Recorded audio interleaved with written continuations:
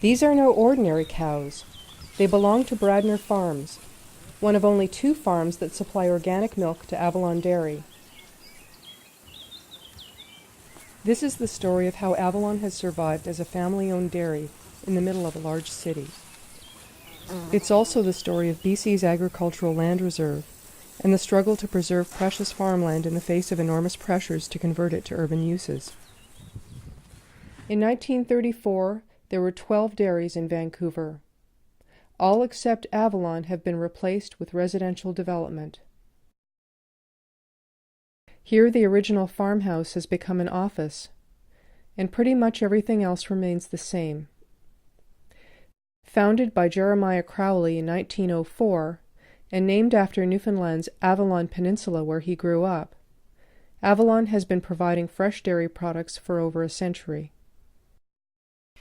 Hello, my name is Alexandra Phillips, and I've always been curious about Avalon Dairy and its location in a residential neighborhood, and the way it continues to sell milk in old-fashioned glass bottles. I think that's what's kept us alive all these years is the glass milk bottle. Really? It's that much of a treasured item to have in your kitchen. Oh yes, we go through trailer loads and they just disappear. They don't come back. So people have got them all over the place, right? I asked Gay Han what initiated Avalon's move to organic milk.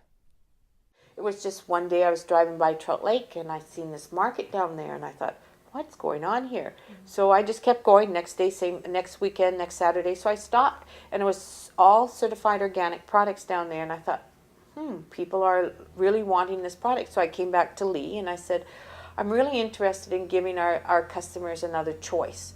And I said, I'd like to look into organics. And he said, go for it. And we've never looked back. Oh, that's true.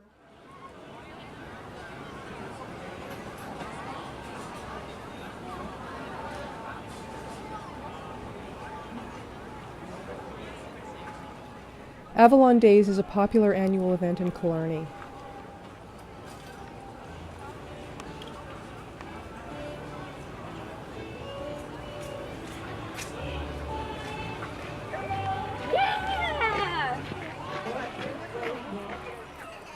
While people lined up for a 5-cent ice cream, I took the opportunity to talk to Lee Crowley, Avalon's owner, about the future of the dairy. I mean, the rise in real estate prices in Vancouver has been astronomical. Mm-hmm. And the natural question is, well, why don't you just call a real estate agent and sell it all? Mm-hmm. And then what would you do? Well, I guess you would be living in some luxurious place, let's say in Hawaii. Been there, done it. Don't have to sell a property to go to Hawaii. Okay. Money's not the total end of the answer. Mm-hmm. Selling something off means it's gone. And when something's gone and gone forever, that's the end. And I guess I'm not one of the people that like to see the end of anything. That's one of the reasons why we keep like the 28 Ford out the front for nostalgia. Okay. I think there's a lot more to life than just money. I noticed that almost everybody who works on Avalon Dairy lives next door or just down the street, and they've been here for a long time. And yeah, the employees. When I started in 1975, it was a one-man operation. And the people I hired back then are still here. Mm-hmm. So 30 years later, they are the employees that run the company. Mm-hmm. I've always been a believer in working like a family. Mm-hmm. We may not be related, but we're sure close. Okay. And it seems to have worked. Mm-hmm. We've been very, very successful in comparison to other companies that have fallen by the wayside. Mm-hmm. I guess you don't have to pay a lot for retraining employees because you don't have to retrain so many. Yeah, they don't leave. Right. I understand there was a move to put a road through the partition between the nursery and the dairy at one point, and the community rose up and with a many thousand name petition marched down to city council and insisted that stop. Yeah, we get a lot of support from the people around that believe that why we're here and what we're trying to do. But it was years of anguish for us, not knowing, because you could have a politician with the stroke of a pen can put you out of business. Mm-hmm. Yeah, it's a painful reality. But it's something that goes on. You know, it's not the first time it happened. Mm-hmm. So it goes on, every few years something will crop up. In 2006, something did crop up, something that almost put an end to Avalon. The government of Premier Gordon Campbell announced the Gateway Project, a plan that included the construction of a superhighway dubbed the South Fraser Perimeter Road. The highway would begin at Delta Port and terminate at Barnston Island, where half of Avalon's organic dairy cows graze. Anticipating a windfall by building a container trucking terminal, Barnston's non-resident property owners applied to have the island removed from the agricultural land reserve. Established in 1977 by the NDP government of Dave Barrett, the Agricultural Land Reserve was created to protect BC's valuable farmland from development. Richmond City Councillor and cattle farmer Harold Steeves was the driving force behind the land reserve. I decided it was time to visit Steeves at his farm in Steveston, a town named after his grandfather. Like Avalon Dairy, his farm is surrounded by houses, sandwiched between the Richmond Dike and the intertidal salt marshes where the cows graze. My great-grandfather came here in 1877, and this was all tidal marsh. He came from New Brunswick, where they actually farmed on the marshes along the Petitcodiac River, and thought this was just the ideal location to go farming. In 1956, Richmond Council decided, instead of being a farm area, that they wanted to be an urban area, and they rezoned half of Richmond. And we happened to be in the half of Richmond that they rezoned from agriculture to residential. They didn't even tell my parents. They didn't know about it until they went to get a building permit to build a new barn, and they couldn't get one. So it was quite a shock. The farmers protested. They had a big meeting over in Richmond City Hall, but nothing ever happened. And eventually, as more and more of the farms sold and the farmers moved away, the taxes went up. And eventually what happened here was we were sort of the last farm, and my dad appealed the tax assessment twice. The third time they said, nope, you've got residential potential and you're paying residential taxes. And so we sold most of the farm. But the land outside the dike we kept because it was still zoned agricultural, and we kept the small part of the original farm that's inside the dike. I asked Harold Steeves what kept him on the farm looking after belted Galways. Well, I actually had a realtor come to me one day, and he said, if you sell your place, you can buy a waterfront property in Florida and live by the beach. And I said, I already live by the beach. Why would I want to go to Florida to live there? And we just like our lifestyle. And I would feel pretty lost in an island someplace, or in Florida or California or any place else. This is home. Before I left, Harold showed me his large collection of gramophones. Oh, I think we've got about 50 actually. Is a farm life a thing of the past like the gramophone? If so, we're in trouble. Here's what has happened to the first-class farmland next to Steve's location in Richmond.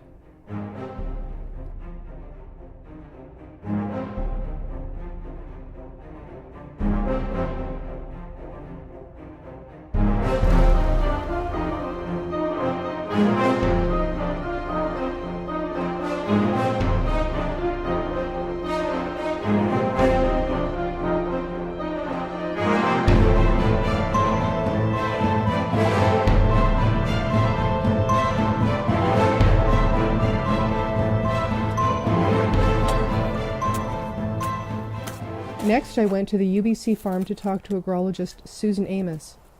Like Harold Steeves, she's a passionate defender of BC's farmland. I asked her how she got interested in soil science. It's a good way to get exercise. Your Class 1 soils are in the Lower Mainland, Fraser Valley, Delta, Richmond, or where we get the Class 1 soils.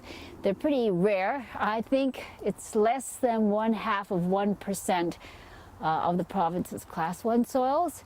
Only 5% of British Columbia is suitable for agriculture, and only 1% of the soils fall into classes 1, 2, and 3. If your soils are good, you can have the same soil here up down the Lower Mainland, and you have the same soils up in the northern parts of BC, but the climate isn't as good.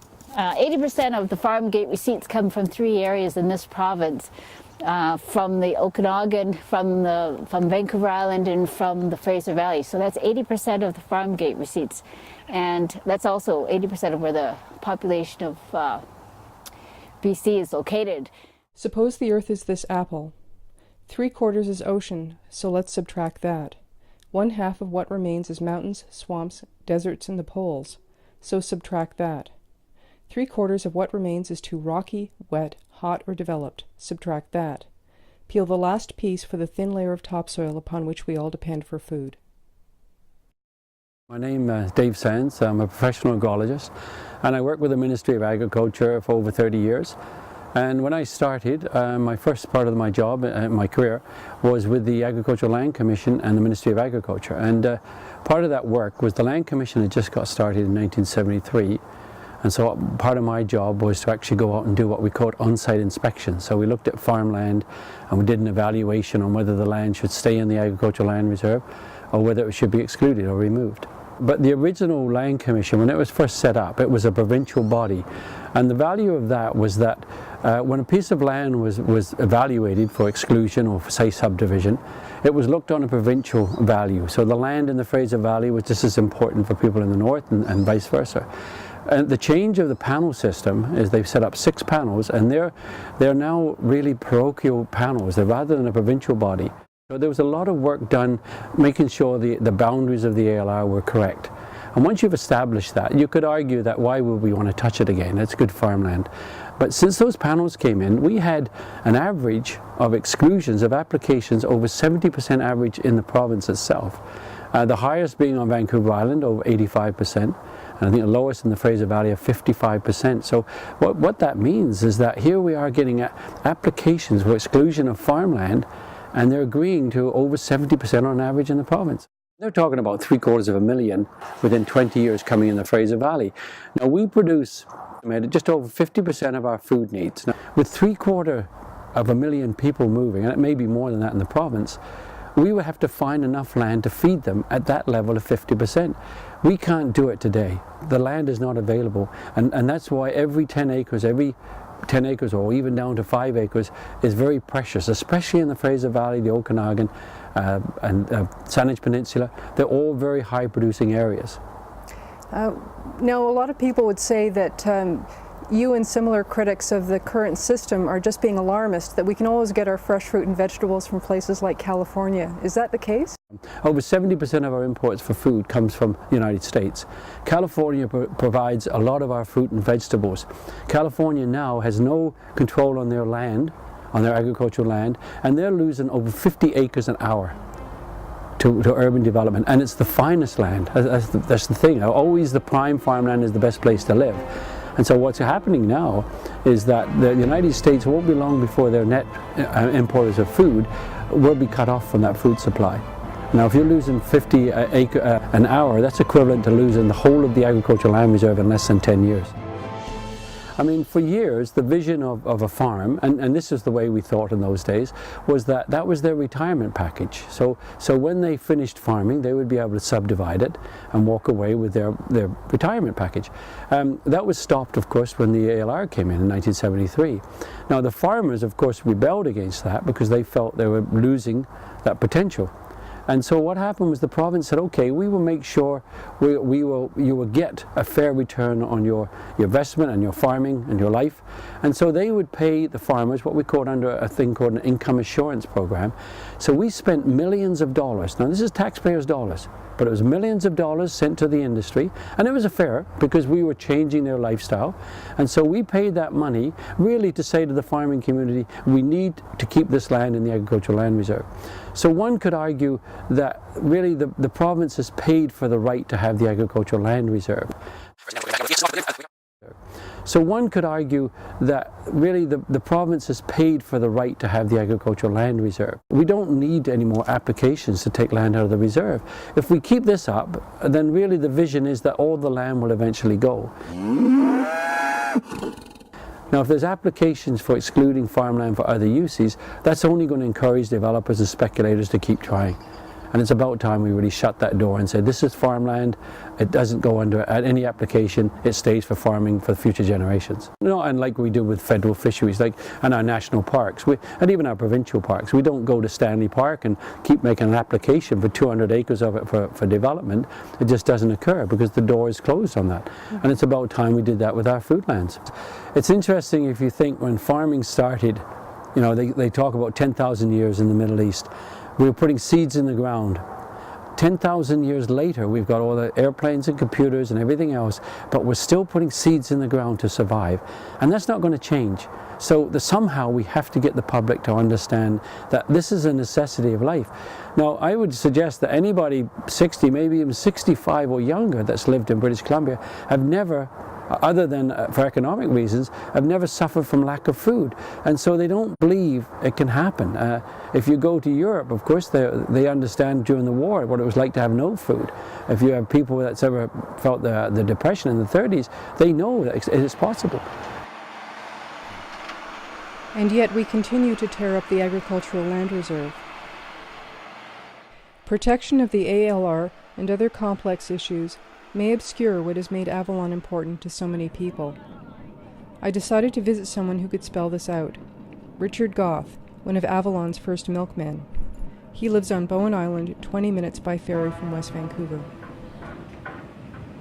But we had this small place, and we had a few goats, and we milked, and we dairied, and it was fun. It was a very interesting thing to do that. And goats, of course, are very seasonal in their milk production, and so there are times of the year when they go dry, and when they're also feeding their babies, you can't take it from them at the time. And so we wanted to continue to have milk that was, and I was aware of Avalon. I'd become aware of Avalon, and so I started going past Avalon when I was in town driving and picking up milk for ourselves and bringing it home. A neighbor, my next door neighbor, she said, well, since you're bringing milk for yourselves, why don't you bring some for me too? And so he started bringing milk back, and then she told a couple of friends, and they said, well, bring milk for us too. And so it sort of grew from there. If a big agribusiness purchased Avalon, it would disappear. There's no question about that. They don't have the heart and soul to keep such a thing as Avalon going. It's a family-run business. I believe that there's still the same guy running the plant now after all these years as was there when I was going in. And that's you can't get that in a corporate environment. This is a labor of love in so many ways. And you drive onto the Avalon property in the middle of Vancouver, and it's just, you're surrounded by houses, and you turn off the road on Whale Street, and holy mackerel, you've just gone back in time. You've taken a time trip. There's sort of like a wave as you pass through this, and you're suddenly someplace else. I wish I could tell you that everything at Avalon remains the same. But even this oasis of tradition and stability could not avoid the drive toward progress. In December 2011, Avalon sold its site in Killarney. Yeah, it was a sad day. I had to do lots of thinking about it. The building was part of it was 1948, and the newer section was 1961. It didn't conform to any of the standards of today's regulations. The federal regulations, as for a food processing plant, are very, very strict. And that plant, it didn't matter what you did, we couldn't bring it up to those standards. So the choice was get out or get in. And that's why we built this new plant. Avalon's organic production has climbed to 90% of its sales, and their state-of-the-art, fully computerized plant in Burnaby is already running at maximum capacity. Avalon is doing so well, it's even shipping organic milk to Asia. As I watched Avalon's milk being loaded onto a weekly flight to Hong Kong, I couldn't help wondering how progress relates to well-being. Genuine progress needs to take so many things into account. things such as commitment to community, quality of production, and concern for future generations. Otherwise, we risk progressing in one area but regressing in another. Some people have figured it out, such as Avalon's Lee Crowley and Gay Hahn, and the citizens who fight to protect our precious farmland. We need more like them.